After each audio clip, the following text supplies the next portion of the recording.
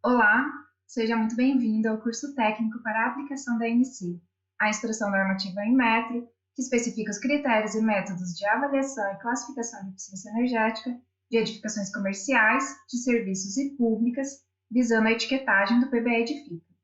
Meu nome é Renata, eu sou pesquisadora do CB3E e uma das tutoras desse curso. Esta videoaula focará no anexo B4, da parte relativa à ANSI, que discorre sobre a avaliação do sistema de aquecimento de água. Este é o primeiro vídeo do módulo 5 e iniciaremos com uma introdução e explicação geral do método.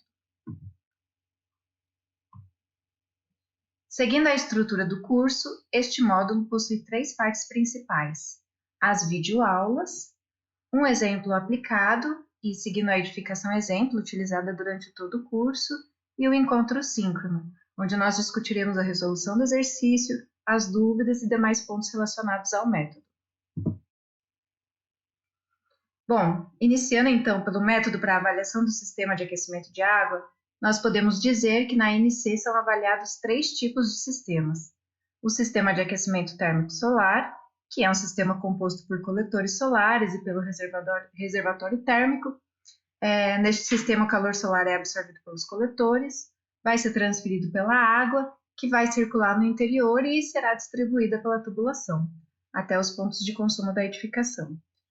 Um outro sistema é o elétrico, que pode funcionar por um sistema com ou sem acumulação, e nestes casos podemos citar como exemplos boilers com resistência elétrica. Essa resistência ela vai aquecer o volume de água dentro do reservatório, e a gente tem também os chuveiros elétricos, que aquecem a água diretamente no ponto de consumo. Um outro sistema é o sistema térmico, como os aquecedores de passagem a gás e os conjugados, que vão combinar o aquecedor de passagem a um boiler a gás. Todos esses sistemas eles podem ser combinados entre si numa mesma avaliação. Por exemplo, um sistema de aquecimento solar com um apoio elétrico, ou um sistema de aquecimento solar com backup a gás e uma torneira elétrica, eventualmente. Então, a gente pode fazer essa combinação dentro da avaliação do sistema de aquecimento de água. Para a aplicação do método, a primeira coisa que precisamos ter em mente é que essa classificação do sistema de aquecimento de água ocorre em função do consumo de energia primária, ou melhor, do percentual de redução do consumo de energia primária. Esse consumo ele vai ser proveniente de energia térmica ou elétrica e deve ser determinado para a edificação analisada, que a gente chama de condição real, e também para a condição de referência para a gente fazer a comparação. E a condição de referência, como a gente já viu anteriormente, ela equivale à classificação D. Com esses dois valores, podemos determinar qual o percentual de redução do consumo da edificação real em relação à referência. E aí, a partir desse percentual, e consultando essa tabela que está aqui na tela, a gente vai fazer a classificação. Então, existem dois tipos de classificação, né? A classificação que considera os sistemas com acumulação e a classificação para os sistemas sem acumulação. Os intervalos e os percentuais de redução de cada classificação são diferentes para esses dois tipos de sistemas. Os sistemas de classificação E são aqueles em que o percentual de redução, então, é inferior a zero, é um valor negativo. Na ANSI, as tipologias que possuem um consumo significativo de água quente podem ter o seu sistema avaliado e classificado. São elas as edificações educacionais, de hospedagem, de alimentação e, eventualmente, os estabelecimentos assistenciais de saúde. Para compor a condição real e a condição de referência do sistema de aquecimento de água, nós devemos consultar as tabelas do anexo A.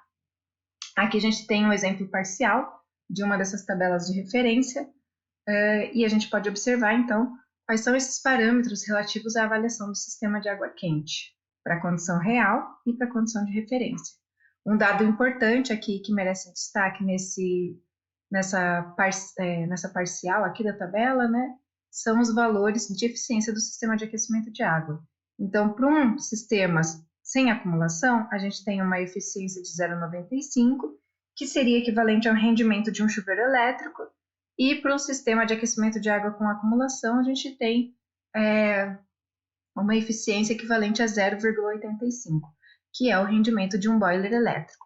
Então, esses dois sistemas são os sistemas de referência que a gente considera para aquecimento de água.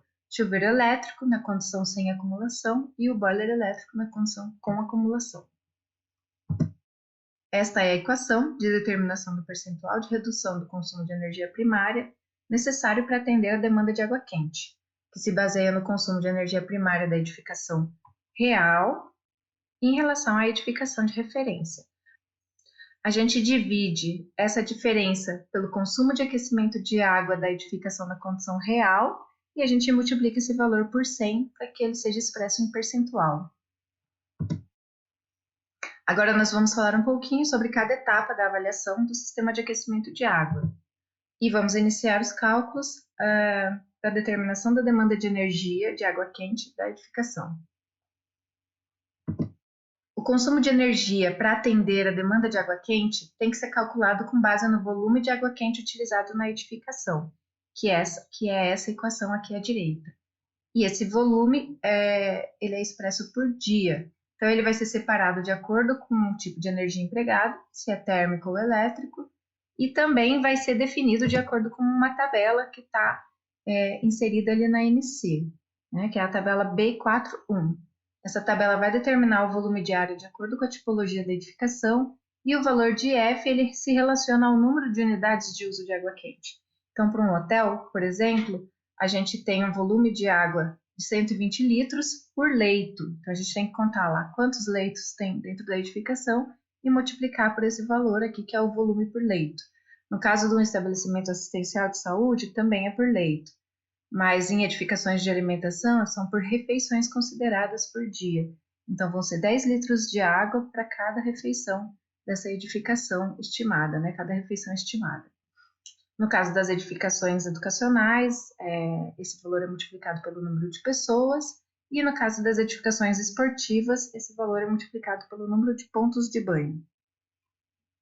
Além do volume, nós consideramos também a diferença de temperatura de água quente e fria. Então, nesse caso, a gente precisa saber se trata-se de um sistema com ou sem acumulação, porque é isso que vai determinar a energia requerida para aquecer essa água. Num boiler, por exemplo, ou num ponto de uso, por exemplo, né, se a gente está trabalhando com um sistema de chuveiro elétrico, onde a água é aquecida no ponto de uso, a gente vai utilizar essa temperatura de água no ponto de uso. Se a gente está trabalhando com um sistema com acumulação, é a temperatura de uso do armazenamento. Então, o que a gente tem que entender aqui é que esse consumo de energia está relacionado com a forma de aquecimento dessa água. Lembrando novamente que essa demanda ela tem que ser calculada separadamente para o sistema elétrico e térmico e de acordo com o verificado na edificação real. Somando-se a energia elétrica e térmica requerida para o atendimento da demanda diária de água quente, nós temos o EAA, que é a energia total requerida para o atendimento da demanda de água quente diária da edificação em análise. Um outro ponto aqui também é que a gente relaciona essa equação com as características físicas da água. Seria a massa específica da água, né? A gente tem um valor equivalente para substituir na equação, e o calor específico da água, que também é um valor fixo, né? Um valor padronizado para a gente inserir ali dentro da equação. Sempre que existente na edificação, nós podemos ter um abatimento dessa energia demandada para aquecimento de água proveniente de sistemas solares ou que recuperam calor. Então, nessa etapa, passamos para a determinação dessa parcela. Os dois tipos de sistema que geram energia para aquecimento de água são o de energia solar térmica ou aqueles que recuperam calor. Os sistemas que recuperam calor devem ser declarados e descritos pelo projetista, com base nos equipamentos que foram adotados na edificação real. Então, trata-se de um processo de integração térmica que vai reutilizar a energia térmica que seria descartada ou liberada para a atmosfera. Essa energia vai ser utilizada para aquecer a água. A contribuição do sistema de aquecimento solar, por outro lado, ela tem que ser calculada conforme os próximos passos que a gente vai discutir aqui nos slides. Então, se no mesmo sistema a gente tem ambos os sistemas voltados para o aquecimento de água, o sistema solar térmico e o aquecedor e o recuperador de calor, a gente tem que somar essas parcelas para depois abater no consumo de energia para aquecimento de água. E lembrando também que essa parcela referente aos sistemas solares ou os recuperadores de calor, ela só pode ser considerada na edificação em sua condição real, já que trata-se de uma estratégia de eficiência energética que vai resultar no menor consumo de energia final. Passando aqui para a energia para aquecimento de água proveniente de sistemas de aquecimento solar térmico, o que a gente tem que ter em mente, né, é que essa energia solar térmica ela varia de acordo com a localidade da edificação e com as sazonalidades ao longo de um ano. Então, os cálculos têm que considerar a irradiação solar local, de acordo com a localização geográfica da edificação, e sempre que houver a variável I nas equações, nós estamos falando de cálculos mês a mês, que vão resultar em 12 valores diferentes, um para cada mês do ano, e no final a gente vai somar esses valores para encontrar a parcela anual. Então, a gente inicia calculando a irradiância solar mensal incidente sobre a superfície inclinada dos coletores solares, e essa irradiância solar vai se basear na irradiação solar incidente no plano inclinado.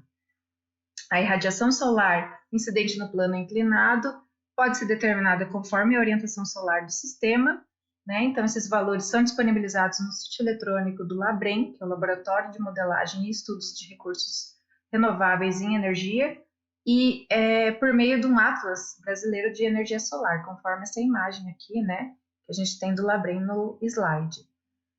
Essas informações fornecidas pelo INPE, elas são referentes à irradiação global horizontal e à irradiação na superfície inclinada norte, é o azimuth zero, para a latitude local. Toda vez que a gente tem uma condição diferente desta, né, desse azimuth zero e a latitude local, a gente pode consultar no sítio eletrônico do CRESESB também, e para azimuths diferentes desse indicado, né, que seria o azimuth zero, a gente utiliza o software Radiasol para fazer o cálculo. A energia solar mensal incidente sobre a superfície dos coletores é um parâmetro necessário para calcular a energia solar mensal absorvida pelos coletores solares. Também há um parâmetro mês a mês, apresentado aqui na sequência. A energia solar mensal absorvida pelos coletores é calculada com base na energia solar mensal incidente sobre a área de superfície dos coletores para cada mês do ano, que é o valor de EI, e a gente tem também a área de superfície total dos coletores, que é o SC, e a gente tem aqui um fator adimensional, determinado por essa equação aqui à esquerda. Esse fator adimensional, ele leva em consideração o fator de eficiência óptica do coletor, que é um valor obtido por meio de informações fornecidas pelo fabricante, e pelo modificador do ângulo de incidência também, que é esse valor aqui.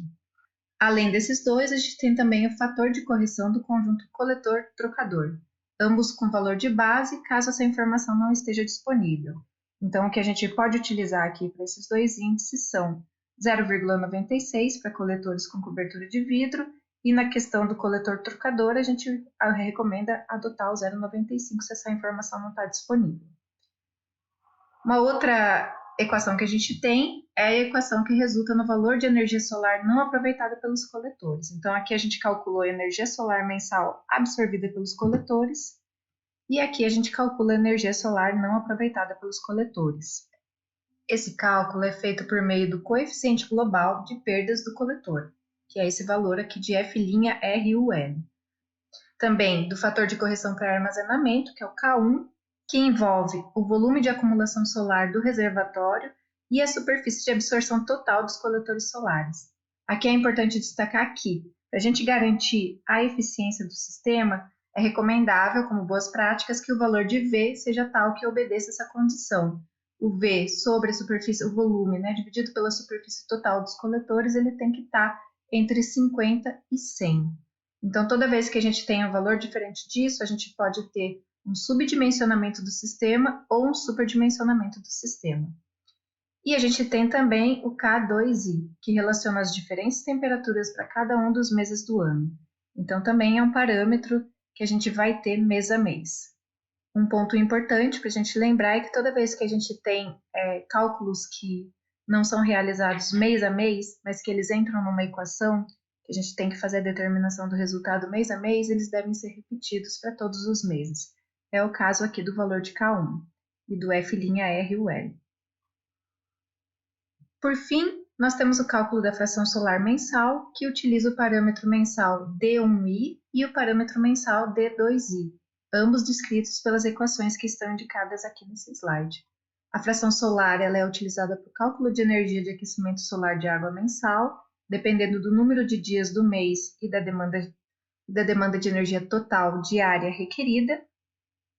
E esse valor final é o somatório referente ao resultado encontrado para todos os meses. Por enquanto, finalizamos aqui a primeira videoaula sobre a avaliação do sistema de aquecimento de água Na próxima videoaula, continuaremos com os cálculos das perdas térmicas relacionadas ao sistema, a determinação dos consumos real e de referência e as condições de elegibilidade para a classificação A.